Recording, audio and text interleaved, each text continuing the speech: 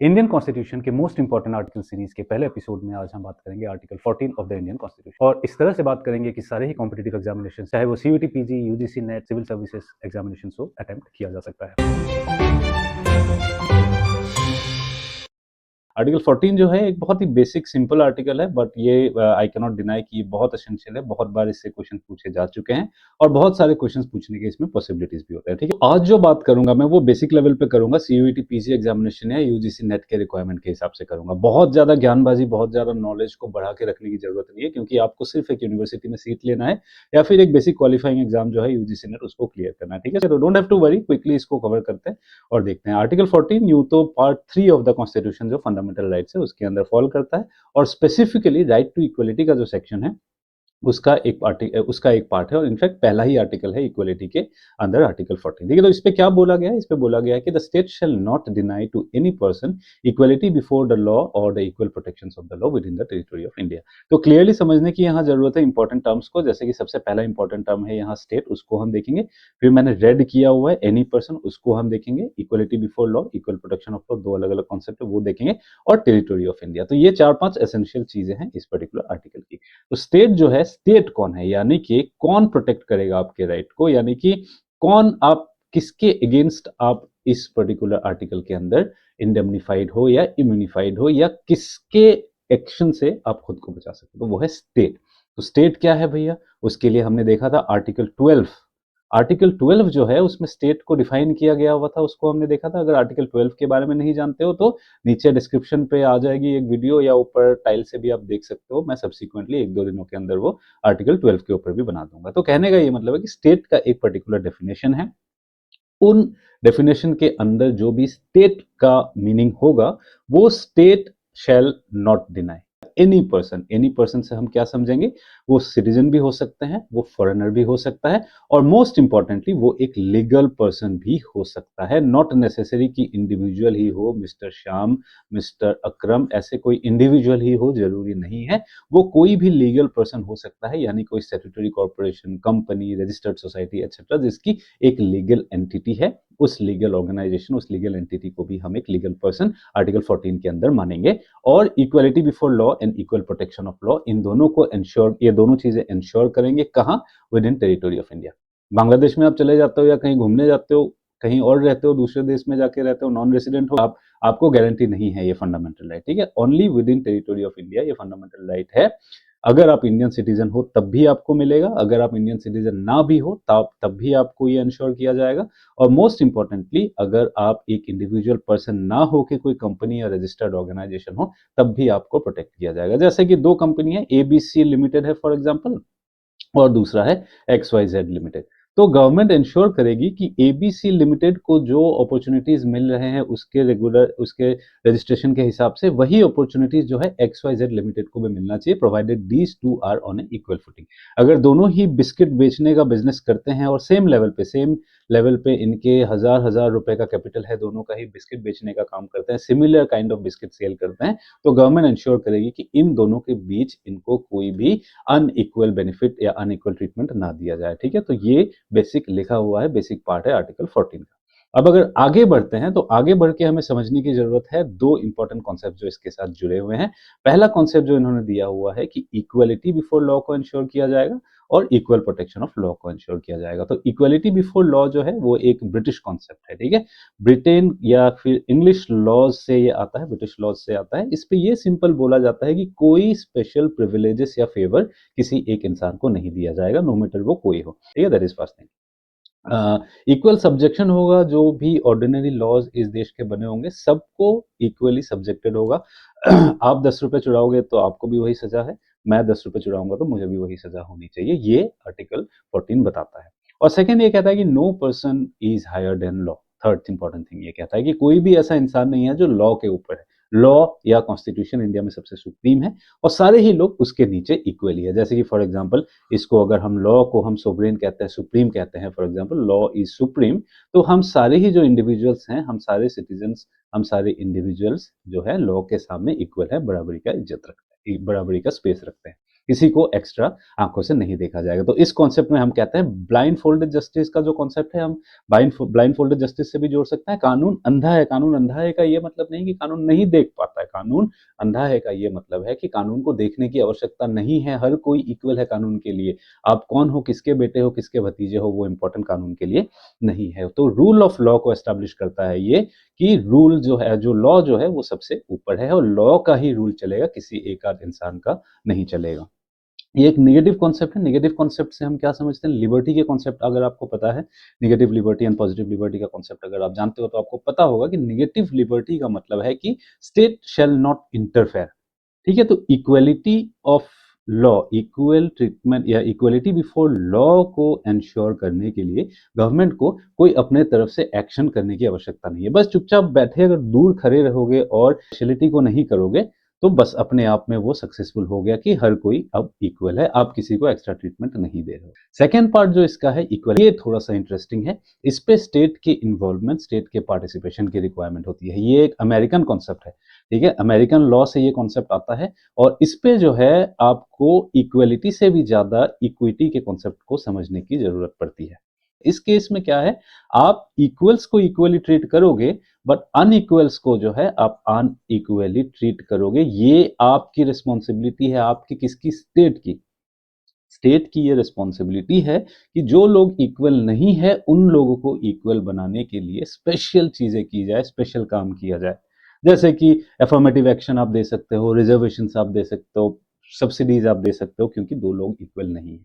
तो यही कहता है कि इक्वल सर्कमस्टेंसेस में जो है आपको इक्वल ट्रीटमेंट देना है, अनइक्वल सर्कमस्टेंसेस में आपको अनइक्वल ट्रीटमेंट देना है। पर ये मत कहना कि अनइक्वल सर्कमस्टेंसेस है मैं इक्वलिटी देके बैठा हुआ हूं, नो, तब आपका आर्टिकल 14 जो है वायलेट हो जाएगा। Similar application of same laws to all persons who are similarly situated, बहुत ही इंपॉर्टेंट पॉइंट है ये। Like should be treated alike और unlike should be treated unlikely. अगर आप एरिस्टोटल के जस्टिस के कॉन्सेप्ट को जानते हो तो एरिस्टोटल भी इस कॉन्सेप्ट को कहते हैं कि अनइक्वल्स को अनइक्वली ट्रीट करना बहुत जरूरी है। इस पे ये एक पॉजिटिव कॉन्सेप्ट है, पॉजिटिव कॉन्सेप्ट ऑफ लिबर्टी है। क्यों? क्योंकि इस पे स्टेट को इंटरफेयर करना पड़ता है। State can not simply be a night watchman, जो कि जेएस मिल, जो कि जॉन लॉक वगैरह कहते हैं कि state should be a night watchman, दूर बैठे रहो कि अगर रिक्वायरमेंट हो तभी आओ। नहीं, इस पे है कि स्टेट को पार्टिसिपेट करना पड़ेगा, स्टेट को अपना वेलफेयर कैरेक्टर दिखाना पड़ेगा। कि दो पार्ट हमने देख लिए हैं आर्टिकल 14 के, ठीक है। तो सुप्रीम कोर्ट ने भी अपहेल्ड किया है इस इशू को। सुप्रीम कोर्ट ने भी कहा है कि equals and unequals are treated differently, article 14 does not apply. Clear?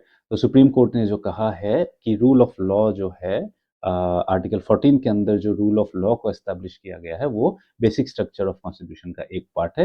यानी कि आप इसको अमेंडमेंट के थ्रू भी जो है आर्टिकल 14 के अंदर का जो रूल ऑफ लॉ का स्पिरिट है, रूल ऑफ लॉ के स्पिरिट को आप चेंज नहीं कर सकते हो बाय कॉन्स्टिट्यूशनल अमेंडमेंट ऑल्सो।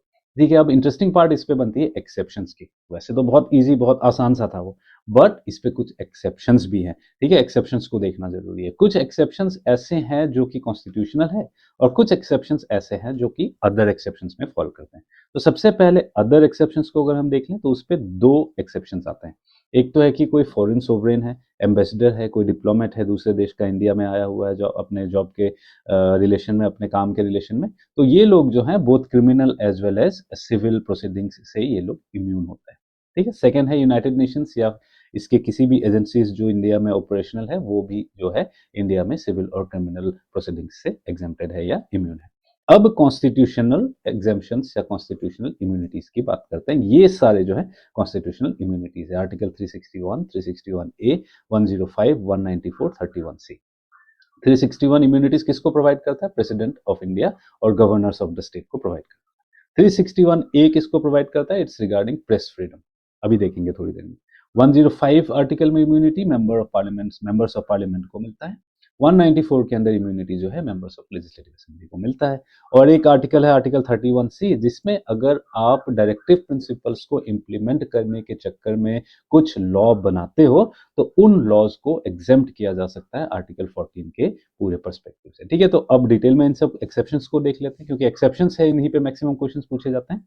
पहला एक्सेप्शन है आर्टिकल 361। तो मैं फिर से कह रहा हूँ, सीयूईटी पीजी और यूजीसी नेट के बच्चों के लिए आर्टिकल्स को याद रखना बहुत जरूरी है और बहुत ज्यादा सरदर्दी लेने की आपको जरूरत नहीं है। बेसिक कॉन्सेप्ट्स आपको सीक्वेंस आर्ग्यूमेंट समझ के ध्यान में रखना है, ठीक है। सो आर्टिकल 361 के अंदर जो है, अगर मैं मोटा मोटा बताऊं तो प्रेसिडेंट और गवर्नर जो हैं वो अपने ड्यूटीज को एक्सरसाइज करने के दौरान जो भी एक्टिविटीज करते हैं अपने काम को पूरा करने के लिए, उन एक्टिविटीज उन एक्शंस के लिए उनसे कोई सवाल नहीं पूछा जा सकता है। दे आर नॉट आंसरेबल, कोई उनसे सवाल नहीं पूछ सकता। That is one immunity, right. और नेक्स्ट जो इम्यूनिटी है क्रिमिनल प्रोसीडिंग्स के रिगार्डिंग, जब तक आप प्रेसिडेंट या गवर्नर के पोस्ट में सर्व कर रहे हो, कोई भी क्रिमिनल प्रोसीडिंग्स आपके अगेंस्ट नहीं इनिशिएट किया जा सकता है, ठीक है। तो क्या इसका ये मतलब है कि प्रेसिडेंट जाके किसी का मर्डर कर सकते हैं? मर्डर करेंगे तो पहले इम्पीचमेंट का प्रोसेस आएगा, वो एक अलग चीज है। पहले इम्पीचमेंट होगा उनका, पहले उनको इम्पीच किया जाएगा, उसके बाद लीगल एक्शन उनके अगेंस्ट, उसके बाद क्रिमिनल प्रोसीडिंग्स शुरू किया जा सकता है। बट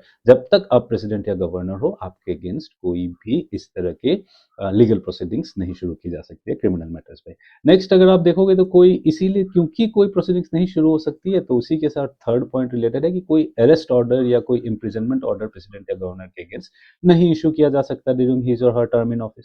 उसके बाद आता है सिविल प्रोसीडिंग्स के रिगार्डिंग। सिविल प्रोसीडिंग्स के रिगार्डिंग भी ये बताया गया है कि आप अगर अपने पर्सनल कैपेसिटी में कोई ऐसा इवेंट कर देते हो, कोई ऐसा एक्टिविटी करते हो प्रेसिडेंट रहते रहते या प्रेसिडेंट बनने से पहले भी, तब भी आपके अगेंस्ट कोई सिविल प्रोसीडिंग्स नहीं इनिशिएट की जा सकती है without giving a notice of 2 weeks, sorry 2 months. 2 महीने की नोटिस देनी पड़ेगी आपको, उसके बाद ही जो है कोई सिविल प्रोसीडिंग आपके अगेंस्ट इनिशिएट की जा सकती है। फाइन। क्रिमिनल प्रोसीडिंग्स तो बिल्कुल ही इनिशिएट नहीं की जाती है as long as you are president. दूसरा एक्सेप्शन अगर हम देखें, आर्टिकल 361 ए का एक्सेप्शन है।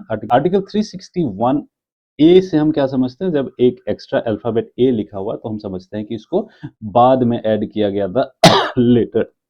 इसको 44th अमेंडमेंट के थ्रू जो है 1978 में ऐड किया गया था। ये प्रेस के फ्रीडम को बढ़ाने के लिए ऐड किया गया था। इस पर के अंदर यही है कि पार्लियामेंट में चल रहे किसी भी प्रोसीडिंग्स के बारे में अगर किसी भी इंसान या किसी भी मीडिया हाउस को इंफॉर्मेशन है, तो उन चीजों को वो पब्लिश कर सकता है। कोई उस पर कर्टेलिंग या कोई उस तरह से नहीं है, उस चीज में दे आर इम्यून, ठीक है। अब तो हम देख रहे हैं कि Rajya Sabha TV, Lok Sabha TV live telecast ही कर रही है, तो ये चीजें तो अब है ही कि हम डायरेक्टली देख ही सकते हैं प्रोसीडिंग्स। उसके बाद आर्टिकल 105 जो है वो इम्यूनिटी प्रोवाइड कर रहा है मेंबर्स ऑफ पार्लियामेंट को।